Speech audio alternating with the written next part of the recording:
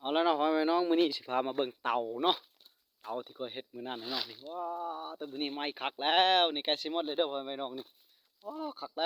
วแบบนี้นี่ว้าควันออก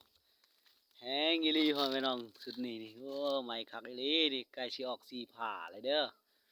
มื้ออื่นก็จะสิได้ปิดเลยเนาะพ่อแม่น้องสิได้ปิดเอาเมียนและสิได้เอาออกเลยเนาะโอ้ย2 คืนเท่านั้นเด้อพ่อแม่พี่น้อง2 คืนเท่านั้นเองมาเบิ่งนี่เปิดแห้งอีหลีนี่เปิดจำสุดขีดเลยนี่พูนเห็นบ่พูนเด้อเห็นบ่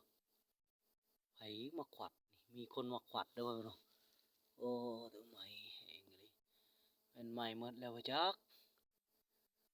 โอ้เด้อตะยานเด้อพ่อแม่เนาะ